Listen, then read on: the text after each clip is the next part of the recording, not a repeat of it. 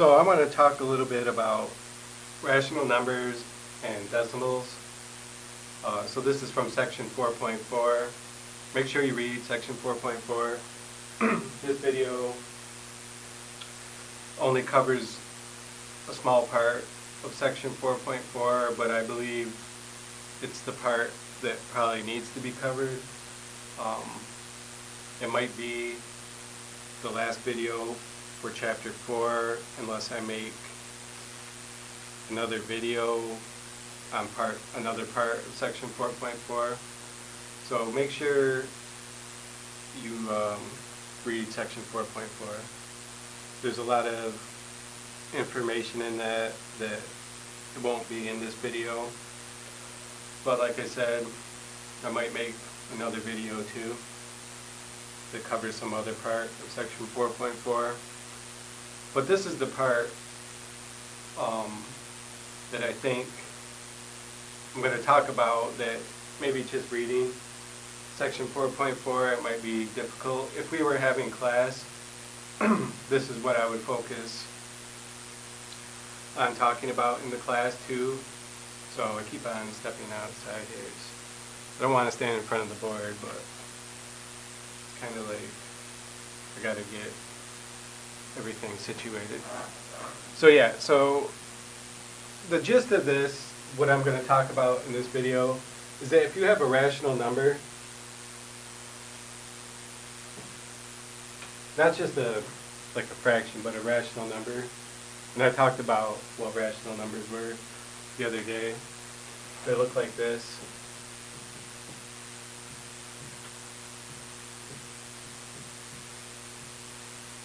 Notice that the book doesn't use that symbol for integers, but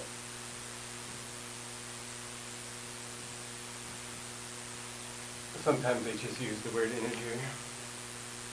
They use the letter I too. So rational number is any number that looks like a over b, where a is an integer, b is an integer, but b can't equal 0. So if you have a rational number, any rational number, I'll just make up an example, like 5 over 8, can be written as a decimal. Not only can it be written as a decimal, the decimal will either end or repeat. So if you have a rational number, like 5 over 8, it will be, there will be a decimal representation of it that either ends or repeats. So what 5 over 8 means, it's just 5 divided by 8. So if you divide 5 by 8, you're going to see that 5 over 8 as a decimal is 0.625. Okay. So going from rational number to decimal is rather uninteresting. You just divide 5 divided by 8, or in general a divided by b, and then you know, since it's a rational number, that the decimal is either going to end, terminate, or repeat. So this one ends, it's 0.625. Let me give an example of one that repeats. 1 over 3. If you divide 1 by 3, this keeps going. Well, since it keeps going, we don't write it like that. What you do is you just take what's repeating, which in this case is just a 3, and you write a bar over it.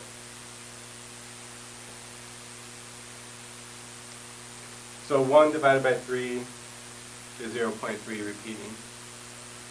So once again, rather uninteresting going from rational number to decimal. But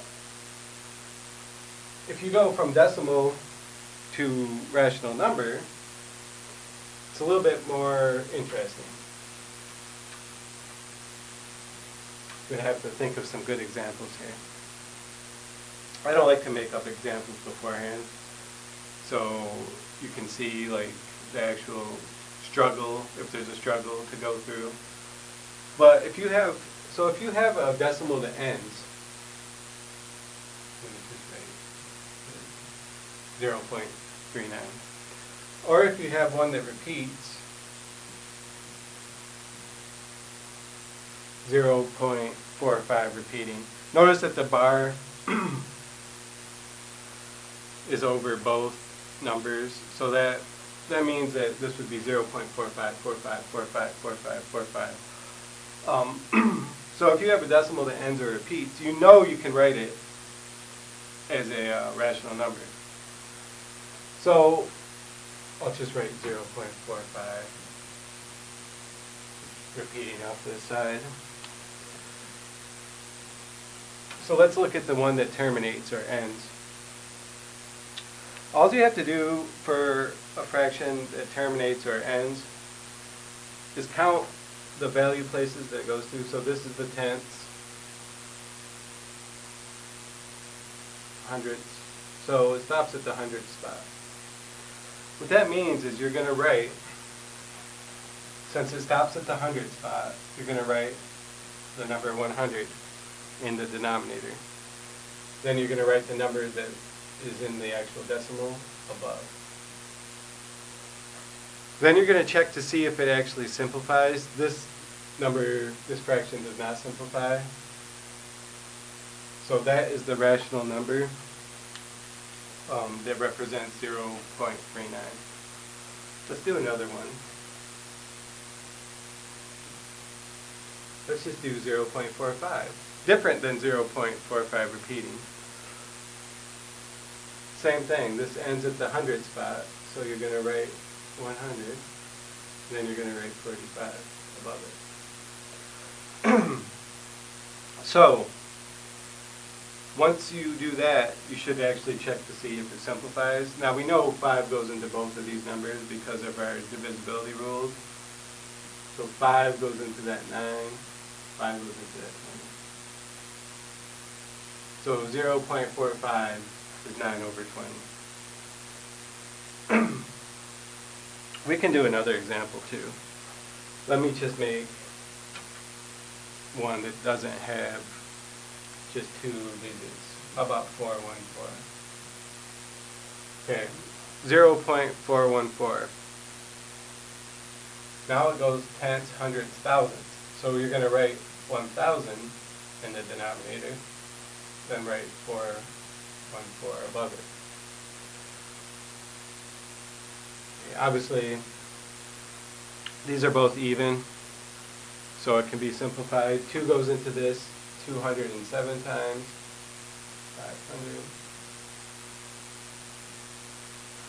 500. That will not simplify anymore, just for the fact that the only prime numbers that go into 500 are 2 and 5, and 2 and 5 don't go into 207. So 0.414 can be written 207 over 500. Okay, so let's start talking about repeating ones. I think I might do 3 examples, maybe, of repeating ones. And I probably won't do that first, actually. I'm probably going to do one of the simplest examples. Let's talk about this, because we've already said what that is as the rational number. It's 1 over 3. Let's see how you get that. Well, what you do is you call your decimal n, which usually just stands for number. So that is a number. 0.3 repeating is a number, so we're going to call it n. Okay. What I'm going to do is I'm going to try to multiply this number by something that makes the right-hand side the same. So you only have to multiply this by 10. Okay. If you multiply this number by 10, you get 3.3 repeating. Multiplying something by 10 just moves the decimal 1 spot to the right. So since this was 33333, it just moves it, so now it's 3.33333. What you're going to do next is you're going to say, well, 10n is 3.3 repeating. N was 0.3 repeating. You're going to subtract. So 10n minus n is 9n. And then the whole reason why we wanted to get the right-hand side the same is so when you subtract this side of the equation, the decimal part goes away. So you're just left with 3. Then if we want to know what n is, right? So we're going to divide by 9. N equals 3 over 9. This simplifies. 3 goes into both.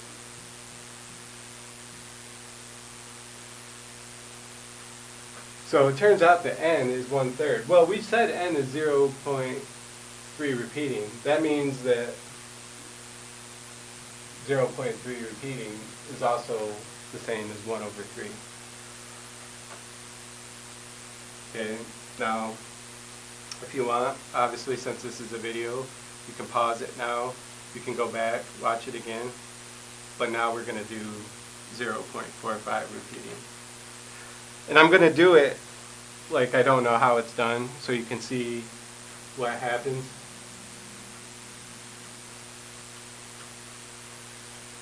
Alright, so same thing. We're going to try to write 0.45 repeating as a rational number. So I'm going to call it n. Notice that the first step in these problems is to call the decimal that you're trying to write as a rational number. You're going to call it n. Then you want to multiply this by something that will get the right-hand side of the decimal the same. Well, the first thing I'm going to do is I'm going to do it not correctly. I'm going to just, and I know a lot of people don't like when I do that, but it's actually a good idea. I'm going to just be like a sheep, basically, and say, well, I remember how I did the last one. I just multiplied by 10. Well, multiplying by 10 moves the decimal over, like this. It moves it over one spot to the right. It makes our number, what's on the right-hand side of the decimal does not match up. We want the value on the right-hand side of the decimal to be the same for both of these. Well, it's not now. So this does not work for this example. And you notice that this example is a little bit different than the last example. The last example only had a line over one number. This has a line over two numbers. Well, and it's both of the numbers that are in the decimal. So that leads me to believe that probably I have to multiply by 100. So instead of multiplying by 10, I'm going to multiply by 100 and see what happens. That moves the decimal over 2 spots to the right. So that does work. Now we have the same thing on the right-hand side of the decimal. So now we just have to do, now we do the rest of the problem like the last problem.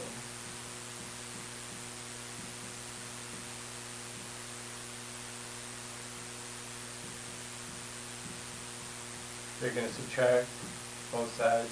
So 100n minus 99n, or minus n is 99n. Notice that as with all textbooks and all math classes, we haven't really talked about algebra yet, but we kind of, I don't want to say need it for this, but this is basically what algebra is.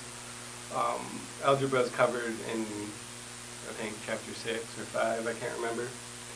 But I guess they expect you to know, well, you do know algebra, probably, because you probably took 9th grade math. So 100n minus n is 99n. Then we get over here, the whole purpose of this was to get the right hand side of the decimal to go away.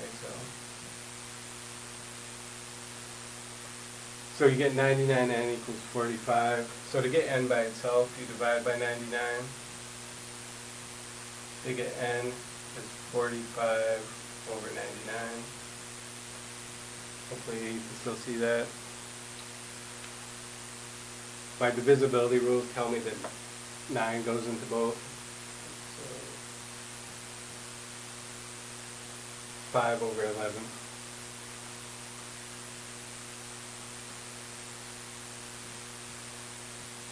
There will not be an example if a decimal terminates or repeats.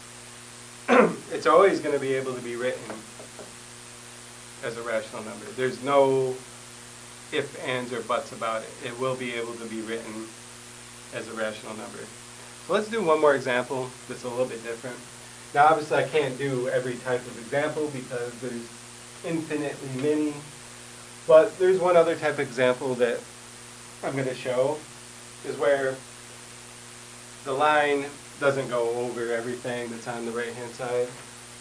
So let's see, what's one of my favorite numbers? 72. So 0.72, and the line, or the bar, is only over the 2.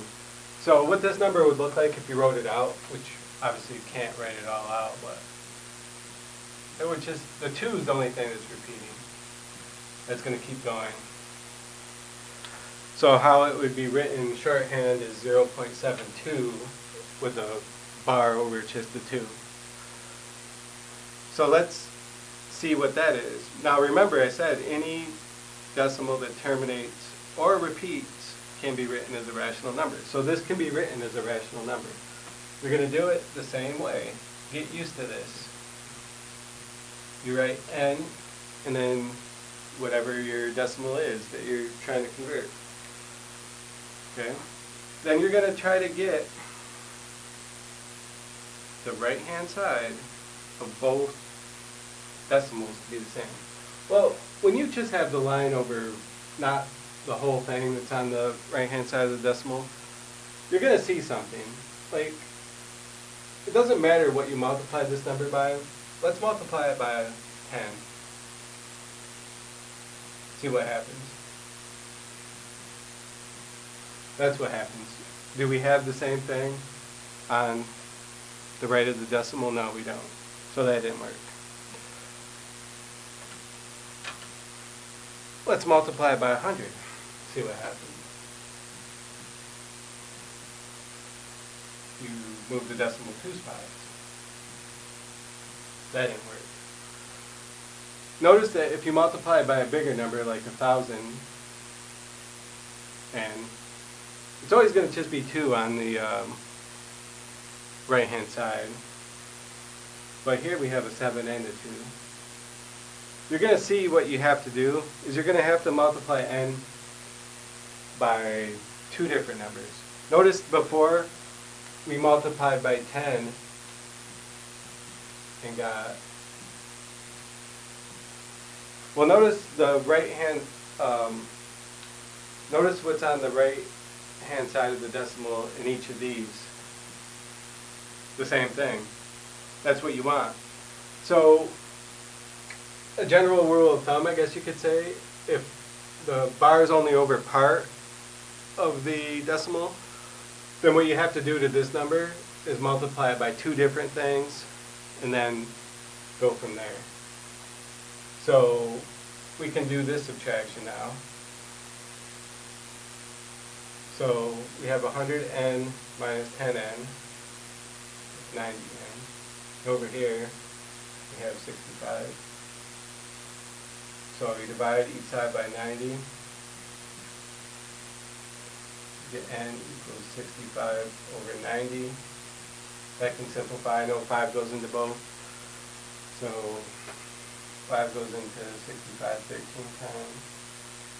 This is 18. So one thing you can do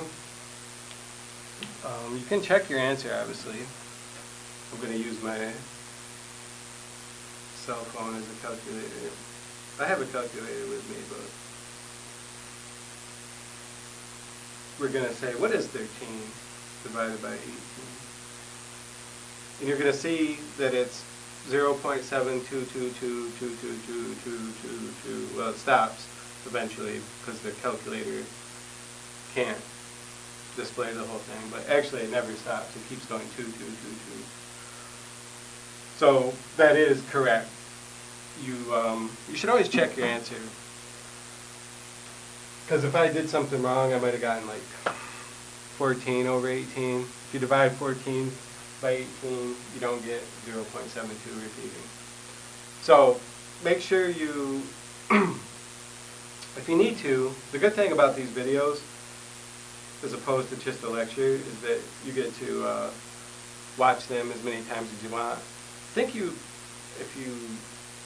I don't know if you can do it when I post them to Blackboard, but I know if you watch them right on the on YouTube where I uploaded them originally, you can change the speed so you can watch like 2 times speed. Or that way, if there's a video that's 20 minutes long, it would only take 10 minutes to watch. So just like some advice, if you're pressed for time. So yeah, just make sure you watch the videos and watch them more than once if you need to. Hopefully these were 3 good examples of converting decimals that either terminate or repeat. I guess there's more than 3 examples, but converting decimals that either terminate or repeat into their rational numbers.